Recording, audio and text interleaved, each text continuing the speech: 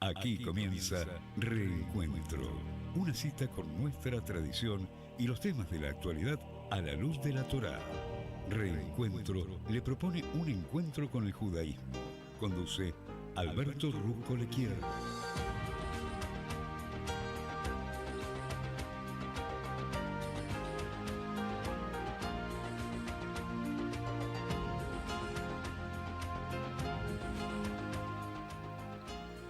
Hola, pero muy buenas tardes. Aquí Alberto Ruscolequier te saluda, por supuesto, y te doy las gracias por estar acompañándome, ya como es habitual, ya hace tantos y tantos años, afortunadamente, desde Radio High, nuestra radio, la FM 96.3, que estamos transmitiendo aquí desde la ciudad de Buenos Aires para todo el mundo.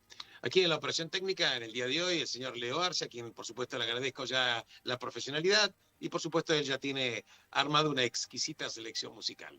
El día de hoy, que corresponde al mes de Heshvan, es el día 3 del mes de Heshvan en el calendario hebreo, el horario para prender velas de Shabbat está establecido para la ciudad de Buenos Aires a las 19 horas 01 minuto.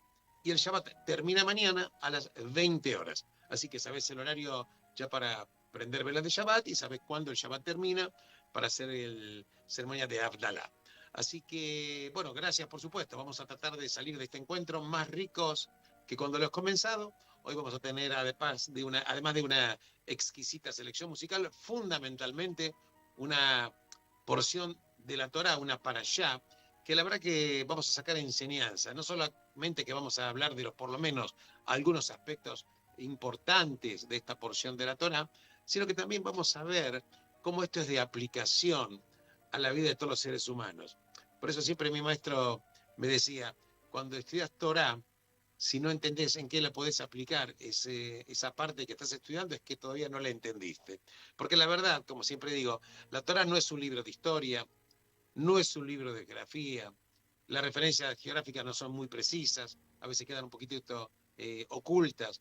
Hay hechos históricos que aparecen de una manera desordenada, que no siguen un hecho lineal de la manera en que fueron sucediendo, pero la Torá es un código de sabiduría para que nosotros nos alimentemos, y esto también se denomina que es un árbol de vida, es un Etz Haim, para que nosotros, agarrados de arriba, no nos caigamos aquí abajo en la tierra.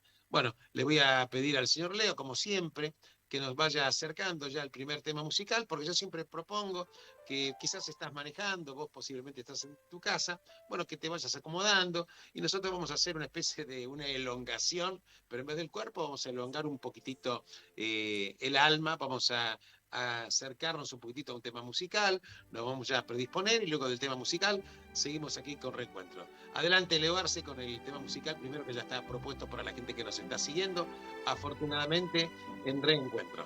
Adelante.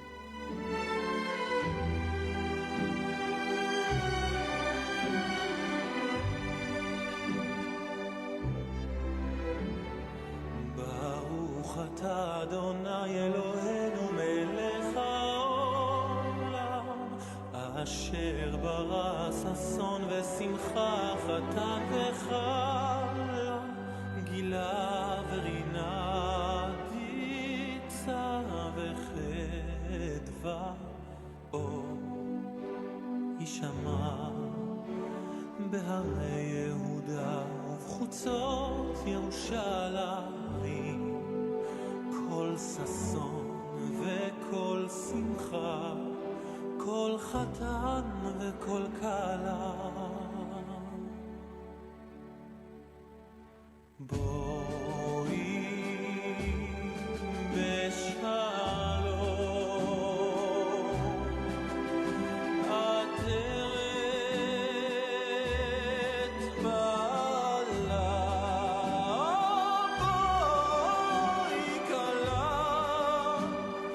בואי כלה, בואי בשלום.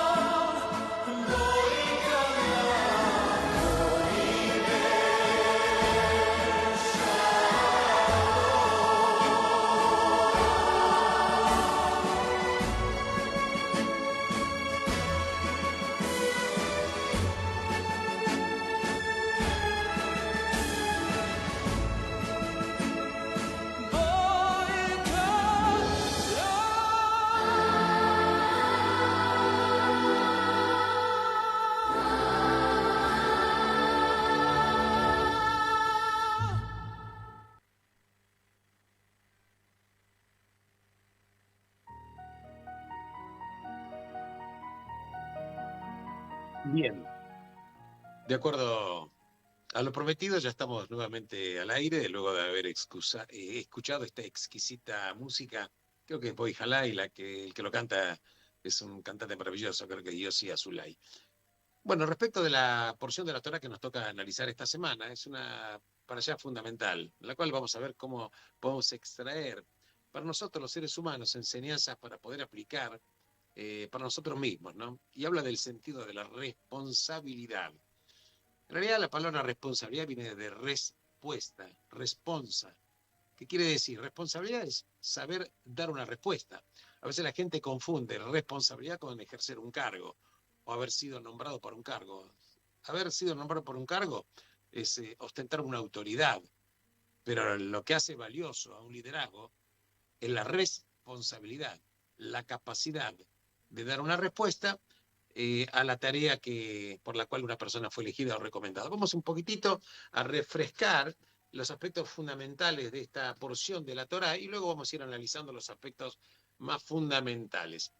El creador le informa a Noaj, o Noé, Noaj es el nombre en hebreo, la decisión de que iba a provocar un diluvio y lo instruye para que construya una arca. Este arca está referido que tenía 3 pisos y él iba a habitar juntamente con su esposa y sus 3 hijos, a su vez con las esposas. O sea que en el arca finalmente entraron 8 personas. Noah, los 3 hijos, que era Shem, Ham y Jafet, con sus esposas, o sea, 8 personas. Así que entraron al arca también 7 parejas de cada especie de animal kasher y también aves y una pareja de toda otra especie viviente no kasher.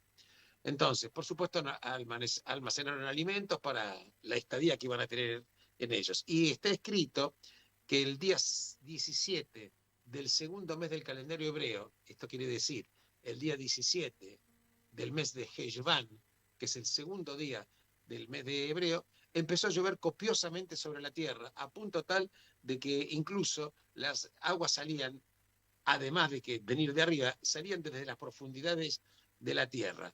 Este diluvio fue de una magnitud tal que arrancó un pedazo, está establecido una medida de la corteza terrestre.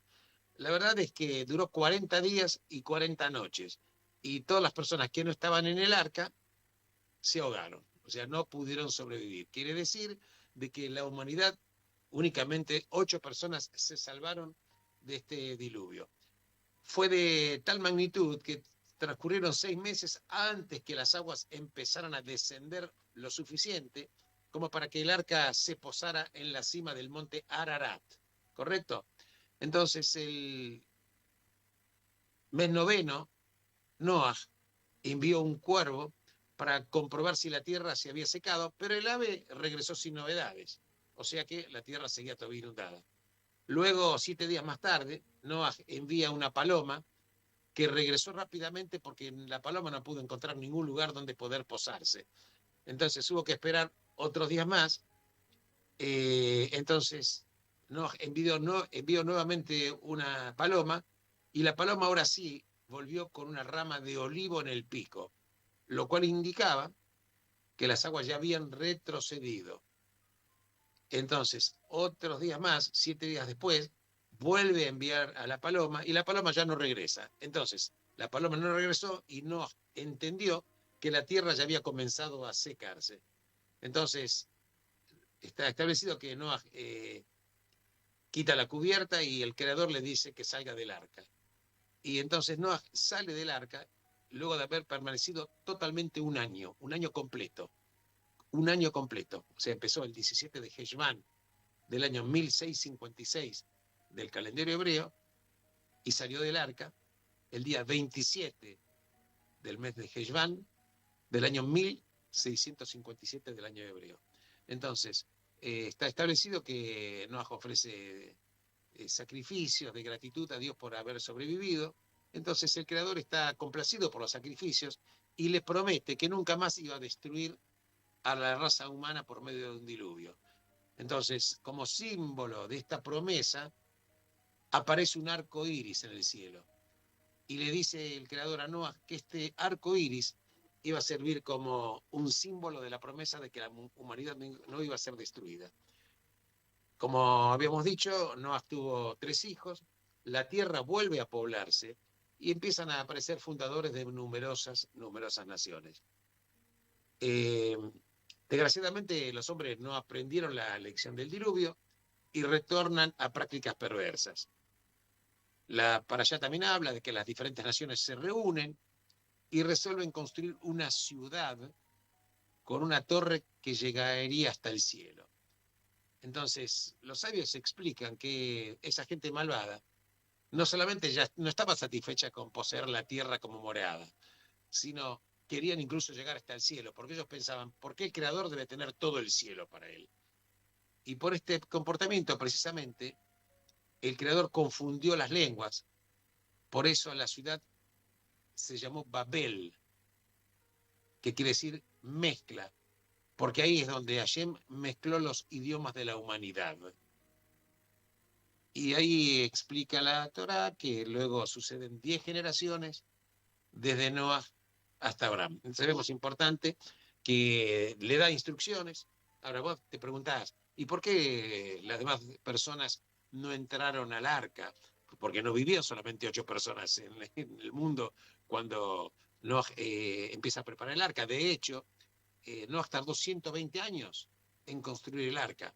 Y la gente le preguntaba, ¿qué estás haciendo? Y él explicaba, estoy construyendo un arca porque viene una inundación y viene un diluvio. La gente no le creía, no se preocupaba en absoluto. O sea, Noah, al que le preguntaba, le explicaba el porqué del arca, le decía qué es lo que iba a suceder. Finalmente la gente no le creyó, no tuvo fe en absoluto, y bueno, por eso únicamente al arca entró Noah, su esposa, y los 3 hijos, que son los únicos que sobrevivieron, los únicos seres humanos que sobrevivieron luego del diluvio. Este diluvio duró 1 año completo, repito, empezó el 17 del mes de Heshvan del año 1656 y termina el día 27 del mes de Heshvan del año 1657. Así que acá, por supuesto, también está, en un momento determinado, cuando yo empiezo a hablar de la parashá, la porción, cuando dice, Dios le dice que entre al arca, ¿es así?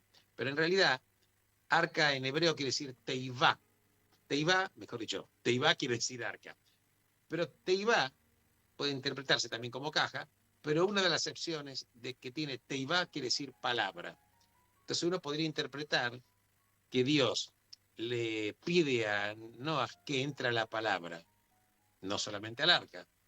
Entonces, ¿a dónde? ¿A qué palabra? La palabra de Dios. Entonces los místicos que estudian el sentido esotérico también de esta para allá, este sentido místico, precisamente dicen que cuando hay una inundación en tu vida, tenés que refugiarte de este diluvio de materialismo, de este diluvio problemático. Y el único diluvio que te va a proteger y que te va a salvar es entrar al arca, a la teivá, pero a la palabra. Acá, teivá como palabra. Cuando hay un diluvio en tu vida, entra a la palabra de Dios. Entra a la palabra del Creador, que es lo único que te va a ayudar en este camino de la vida, que por supuesto presenta dificultades y presenta problemas. Entonces, como te digo, la teivá es más que un lugar sagrado, es más que un paraje. También constituye o contiene las semillas de una posible salvación cuando viene un diluvio en tu vida. Esto es a modo de presentación, un poquitito, qué es lo que había sucedido. Ahora, insisto acá en un tema fundamental. Noah o Noé no sale a proclamar y convencer a la gente que vengan al arca, no sale de viva voz a buscar, no sale al exterior a convencer a la gente, a decir que no se queden ahí dormidos, que no se queden creyendo que no va a pasar absolutamente nada, porque él tenía instrucciones del Creador, que va a venir el diluvio, la tierra iba a ser arrasada. Él no tiene esa actitud activa.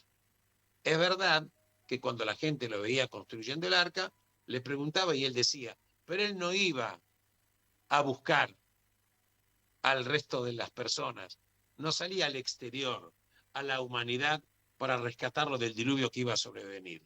Y esto no es un pequeño detalle, por eso la Torá dice que Noah era un justo en su generación.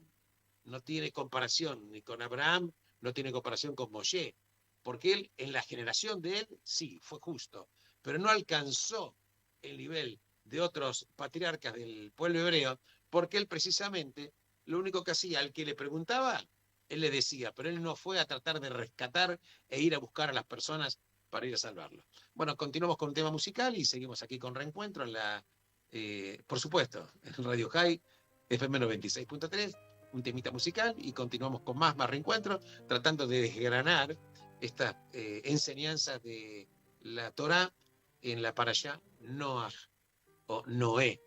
Entonces, para tratar también de entrar nosotros en el mundo de hoy, en nuestra vida, a la Teivá, a la palabra del Creador. Adelante, Leito.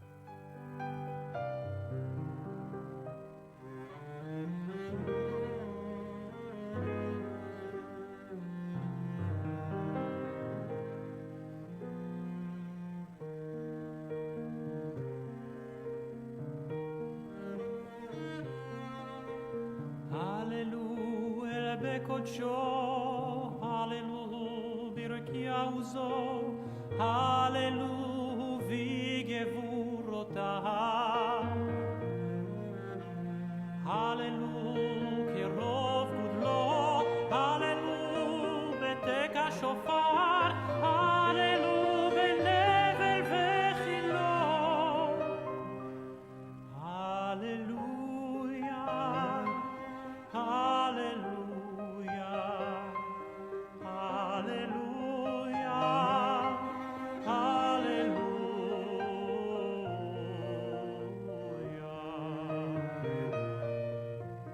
Hallelujah, בתוף ומחול, הללויה, במינים ועוגב, הללויה, בצלצלי שמים. הללויה, בצלצלי שמה, הללויה, בצלצלי תרועה, כל הנשמה תהלל, יא הללויה. הללויה, הללויה, הללויה, הללויה, הללויה.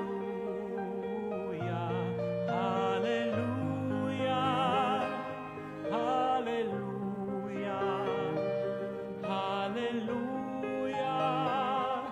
hallelujah.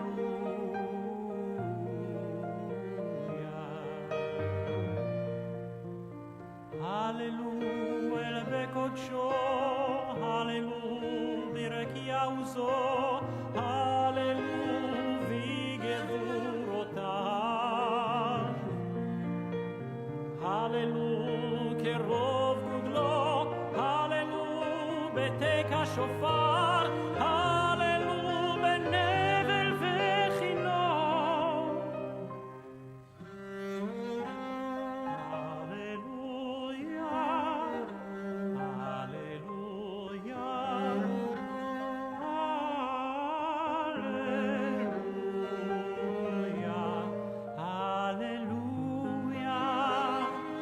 Hallelujah, hallelujah, hallelujah.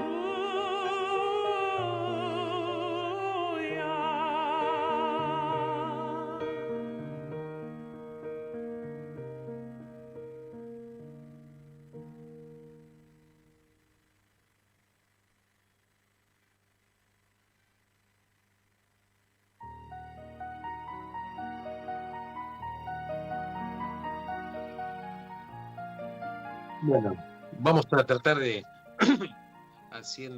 tratando por lo menos de acercarnos a un borde todavía un poquitito más sutil, más que trata de desentrañar y a su vez conectar diferentes temas que están en la Torá, ¿no es así? La verdad que con la Parashá de Noaj concluyen capítulos, 11 capítulos que preceden al llamado de Abraham y la relación especial y las de sus descendientes con el Creador. Y la verdad que la Torá entonces da preeminencia fundamental a 4 historias. La historia de Adán y Eva, o Adán y Javá, la historia de Caín y Abel, la historia de Noaj y la generación del diluvio, y también nos habla de la Torre de Babel. ¿Por qué te digo estas historias? La de Adán y Eva, la de Caín, la de Noah y la de Babel. Porque cada una de estas historias habla de una interacción entre el creador y la humanidad. Y vamos a ver que hay una conexión profunda entre estas historias, o por lo menos enseñanzas que vamos a tratar de extraer de estas historias. La primera historia es la de Adán y Eva o Adán y Javá, que habla del fruto prohibido, porque cuando ellos comen el fruto prohibido, que es el fruto del árbol del conocimiento del bien y el mal,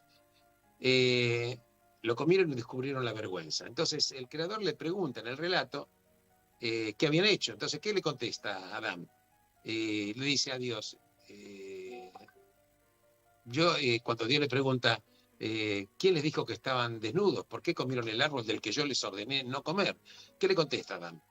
Y el hombre, Adán le dice, bueno, la mujer que tú has puesto aquí conmigo, ella me dio el fruto de un árbol y yo lo comí.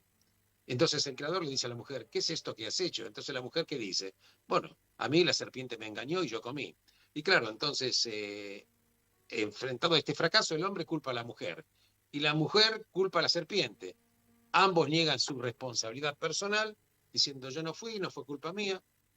Y entonces, con estas explicaciones, se da nacimiento a lo que se denomina la cultura de la víctima. La cultura de la víctima. Ahora, el otro drama es el drama de Caín y Abel. Ambos llevan ofrendas. La ofrenda de Abel la acepta el creador, pero la ofrenda que lleva Caín el creador no la acepta. ¿Por qué motivo? Por diferentes motivos. Pero lo que sí es importante es que hay un intercambio de palabras entre el creador y un ser humano.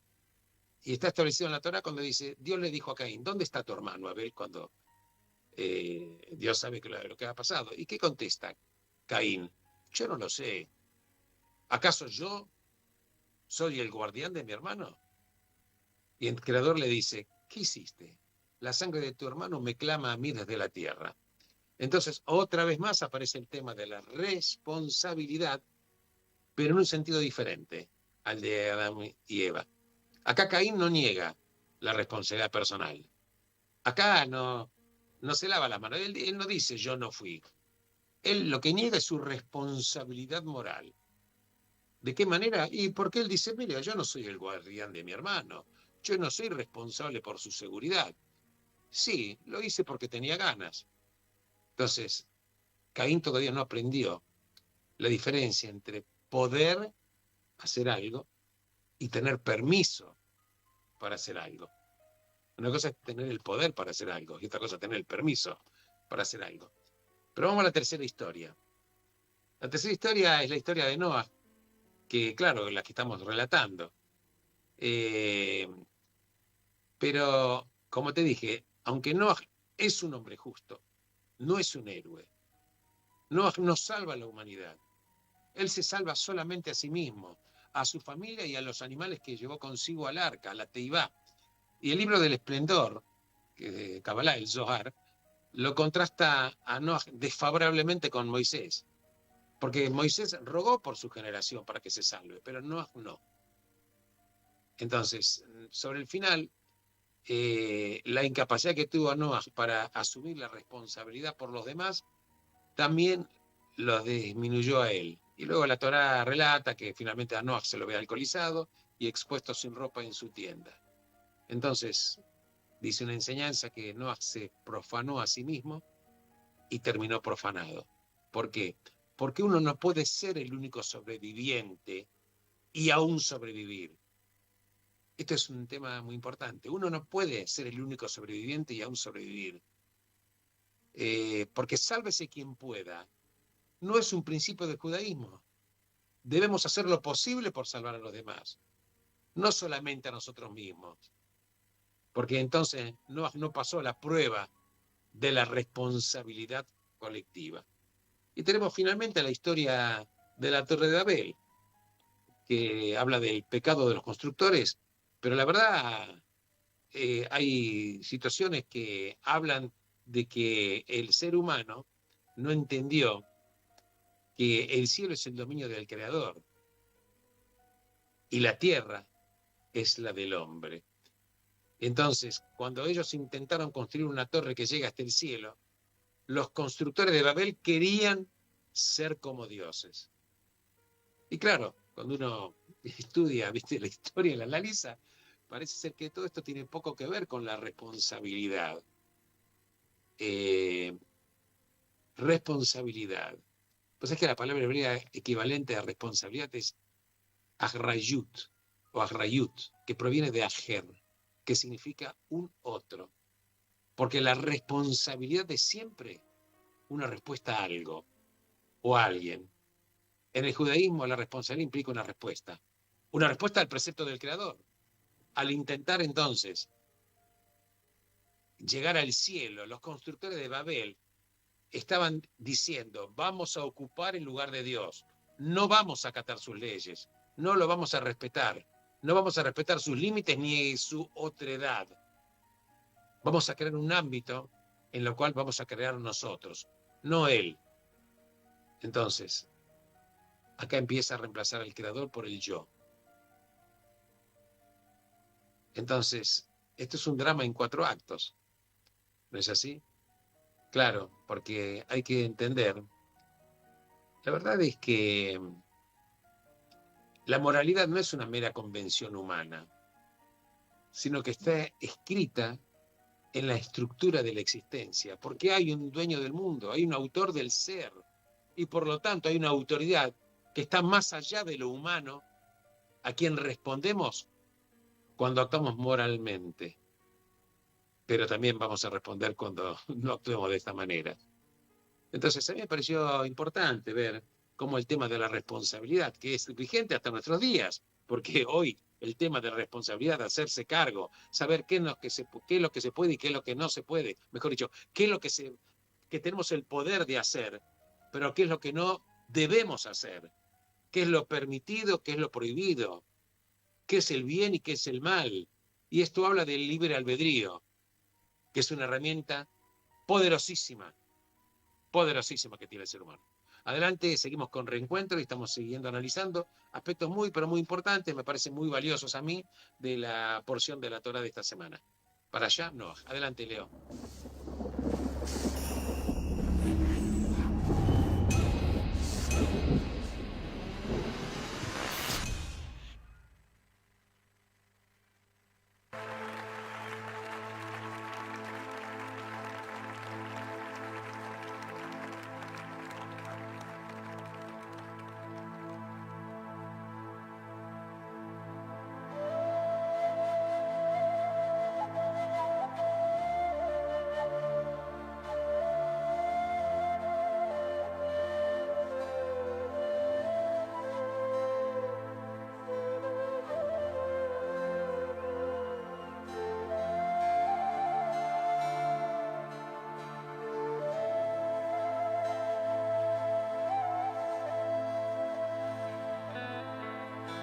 מזמור לדוד השם, הוא לא יחסר. הנה עוד השם יביצני על מי מלוכות ינעלני, נפשי ישובר ינחני במעגלי צדק למען שמו. גם כי אלך בגיא צלמוות לא אירא רע, כי אתה עמדי. שבטך ומשענתך המה ינחמוני, תערוך לפניי שולחן צורריי.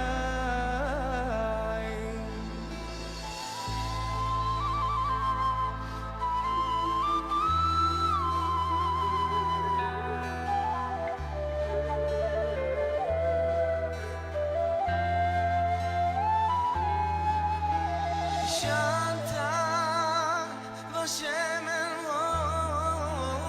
ראשי, כוסי רוויה, אך טובה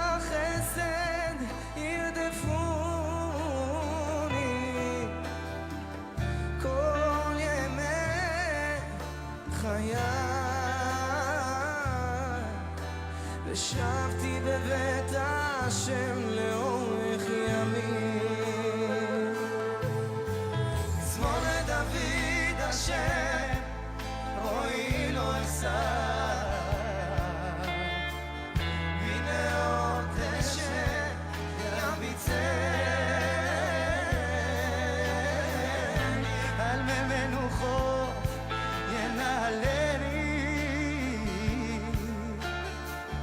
נפשי ישובב ינחני, במעגלי צדק למען שמו. גם כי אלך בגיא צל מוות, לא אירא רע, כי אתה עמדי, שבטך ומשענתך המה ינחמוני, תערוך לפניי שולחן הגר צוררה, דיסנת בשמן ראשי, כוסי רוויה, אך טוב החסד ירדפוני כל ימי חיי, ושבתי בבית השם לאורך ימים.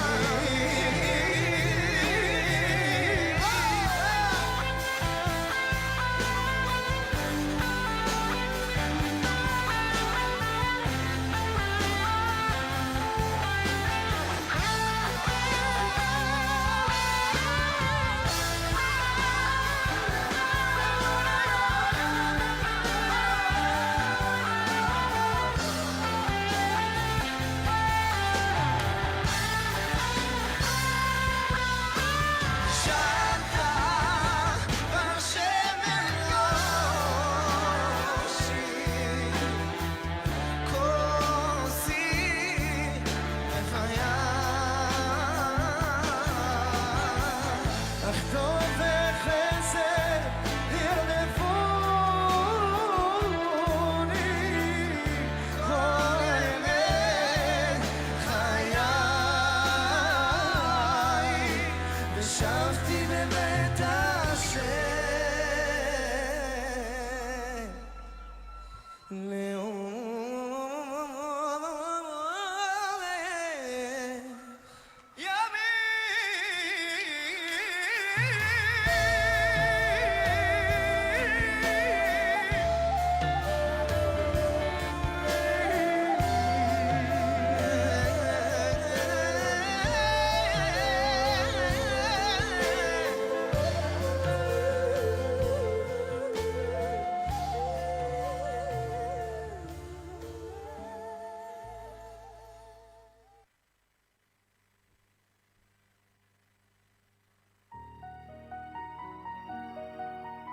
Bien, continuamos aquí en Reencuentro, con estos destellos maravillosos que tiene cada una de las partes de la Torá, estas parshiot, y hoy nos estamos ocupando precisamente de Noah, que estoy dando apenas unos mínimos destellos porque la verdad que es de una belleza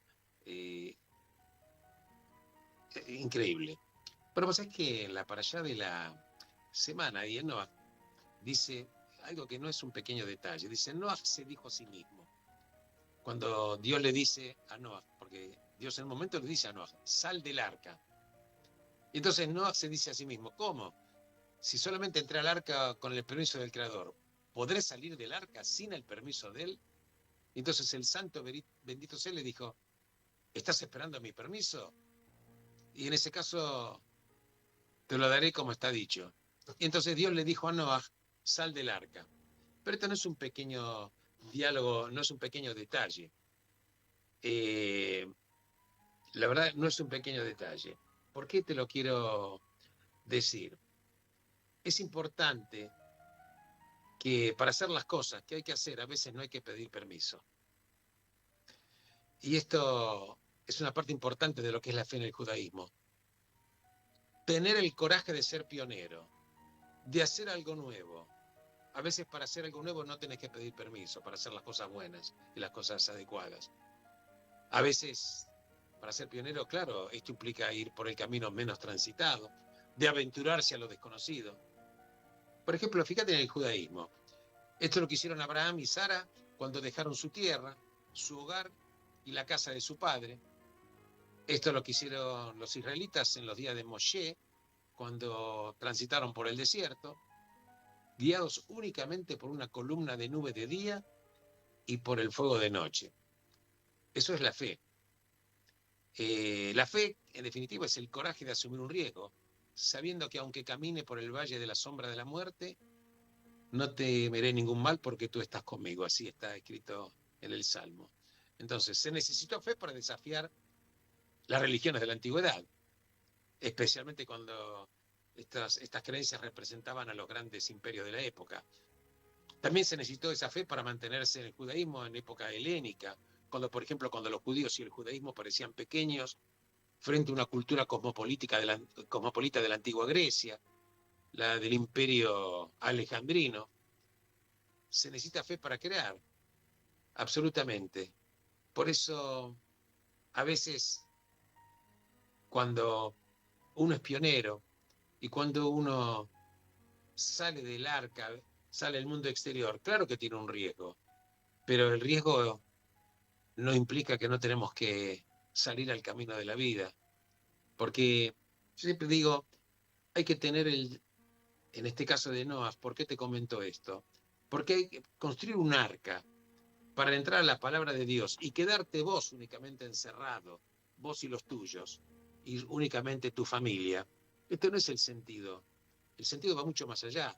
Tenés que salir afuera del arco y expander la palabra del Creador, expander las enseñanzas adecuadas, hacer lo concreto. Y para eso tenés que ser pionero, para eso hay que tener fe. Y la fe no claudica ante el miedo. La fe es el coraje de asumir un riesgo por el bien del Creador o por el bien del pueblo, de comenzar a veces una travesía por el mundo distante, sabiendo claro que se van a encontrar obstáculos en el camino. ¿Qué duda cabe? ¿Qué parte de la vida no hay obstáculos? Pero también sabiendo que estamos dentro de alguna manera una especie de teibá, porque el Creador está con nosotros. ¿Cuándo? Cuando decimos alinear nuestra voluntad con la suya. La fe no es una certeza. ¿Sabe qué es la fe? Es el coraje de vivir con incertidumbre. Esta es la verdadera fe. Si no, no tendría desafío. Así que a mí me pareció muy importante el tema este. Fíjate, cuando lo tratamos de traer a nuestra vida, leemos la Torá, ves que no estamos leyendo un libro de historia, no estamos leyendo de algo que pasó a personas miles de años atrás, que no tenga nada que ver con nosotros, nada más como leer un cuentito. No, vamos a ver de qué manera nosotros, los seres humanos, podemos aplicar estas enseñanzas tremendas, maravillosas. Fíjate lo que estamos hablando. Fe, riesgo, responsabilidad individual, responsabilidad colectiva, ser pionero, salir de la teibá, salir de la comodidad de tu mundo y tratar de espiritualizar el mundo material, porque la verdad, nuestra tarea es involucrarnos con la materia desde la espiritualidad, no es para vivir únicamente pensando en el cielo. La tarea que los seres humanos tenemos en los años que nos toca vivir en este mundo es para que tratemos de perfeccionar el mundo que vivimos. Por eso en el hasidismo decimos que la tarea del ser humano es hacerse socio con el Creador. Para hacerse socio, tenés que construir una morada para el Creador aquí, en la tierra, ¿eh? Porque el Creador creó el mundo y nosotros lo que tenemos que hacer es refinarlo. Uno hizo el mundo y espera de nosotros que lo refinamos. Dios pudo haber creado un ser humano, entre comillas, perfecto. Para esto, la verdad, no hubiera creado al hombre con la capacidad de libre albedrío, de elegir. Cuando nos dio libre albedrío, eligió que el ser humano se haga cargo de lo que decida. Nos dio el poder de hacer cosas, pero nos dio la conciencia de qué es lo que no qué es lo que no se debe hacer. Adelante, Leo, seguimos con más música.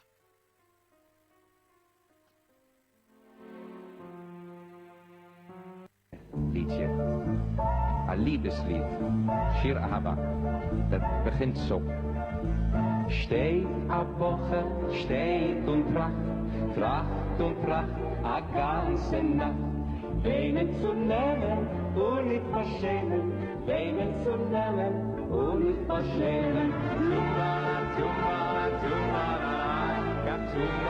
tumala, tumala, tumala,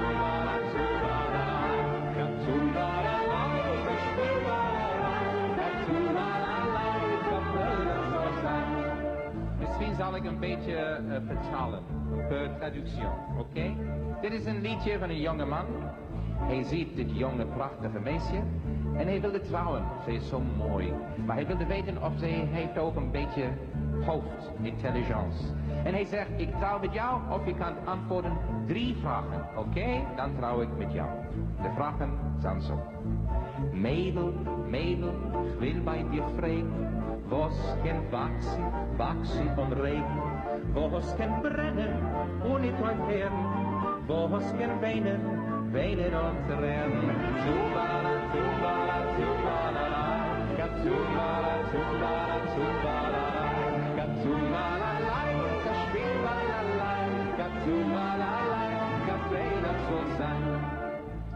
En nu dit antwoorden, ja? Amazing, everything. All the Israeli girls know all the answers. Ze kan er alle antwoorden. Dit is het. Narischer Woche, was darfst du fragen, als steht, kann wachsen, wachsen und regen. Liebe kann brennen und nicht entfernen, ein Herz kann weinen, weinen und rennen. Zubala, zubala, zubala, zubala, zubala, zubala, zubala.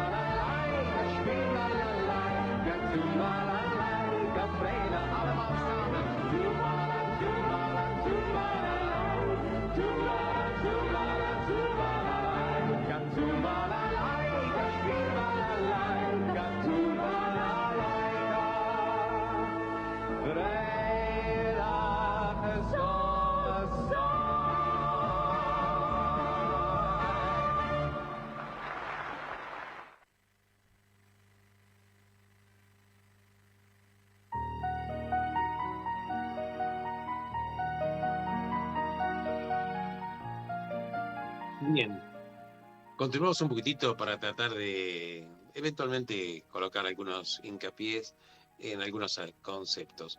Entonces, la historia, la estructura básica de la historia empieza con la creación y que termina con Noé. Nos está diciendo que al inicio, en el principio, Dios creó un universo de orden, un universo que tenía orden. Creó seres humanos, pero los seres humanos crearon un universo de caos, porque la tierra estaba llena con violencia. Entonces, el creador borró la creación trayendo un diluvio, regresando a la tierra a lo que era el inicio, cuando la tierra no tenía forma y estaba vacía, y la oscuridad estaba sobre la superficie de lo profundo. Entonces, él empezó nuevamente con Noah y su familia, como si fueran los nuevos Adán y Eva y sus hijos. En un nivel, es como si esto fue una especie de mikve, ese baño ritual, ¿viste? El baño ritual, pero esto fue una mikve cósmica, universal, que trajo purificación absolutamente todo. Pero el ser humano es el que tiene que seguir haciéndose cargo de lo que decide, no hay absolutamente otra. Y esto sucede en el mes de Heshvan, el diluvio empezó en el mes de Heshvan, y este mes de Heshvan también se denomina este mes Mar Heshvan. Mar en hebreo quiere decir amargo, y denota el hecho que el mes de Heshvan no contiene festividades, no tiene días de alegría, porque al contrario, muchos problemas y sufrimientos se abatieron sobre nuestro pueblo durante este mes. Voy a recordarte algunos nada más, y con eso vamos a ir de a poquito cerrando el programa.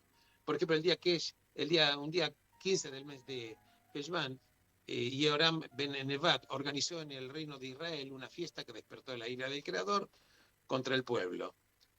Otro día, un 5 de Heshvan, los caldeos asesinaron a los hijos del rey Tzidkiaku, en su presencia, y luego lo dejaron ciego y lo dejan encadenado en cautiverio. Y también en Heshvan el creador castiga a la generación del diluvio, inunda el mundo entero. Entonces se denomina Mar Heshvan, es como que es un mes amargo.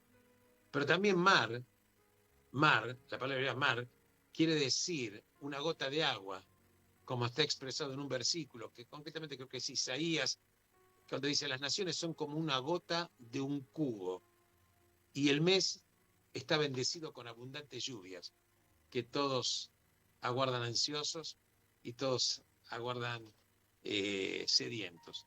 Me pareció para mí muy importante, no solamente charlar de la Torá, no solamente de la Parashá, que obviamente, qué duda cabe, sino que al analizar, yo trato de traer a tierra de qué manera nosotros estamos con la posibilidad de aplicar y aprender, y la vigencia que tienen estas enseñanzas. Pero a pesar de que, aunque en Heshvan no hay días festivos, hubiera correspondido que se estableciera un día en la época del rey Salomón, porque fue en este mes de Heshvan cuando se terminó un Beit Hamikdash, el templo de Jerusalén, que duró 7 años para ser construido.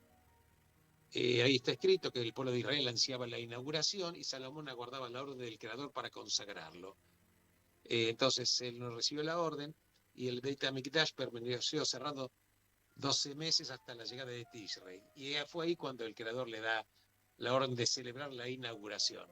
Entonces, así podemos decir que Heshvan perdió la festividad, pero la que la ganó fue el mes de Tishrei. Yo te agradezco enormemente por estar acompañándome aquí, ya como son tantos años y es habitual. Te deseo lo mejor, que podamos construir nosotros una teivá personal, pero que transportemos esta teivá también a toda la humanidad. Muchísimas gracias. Shabbat Shalom Mevorach. Benditos sean todos ustedes en el lugar en el cual se encuentran. Gracias y nos volveremos a reencontrar, Dios mediante, el próximo viernes. Adelante. Dat begint zo. Stay abbochen.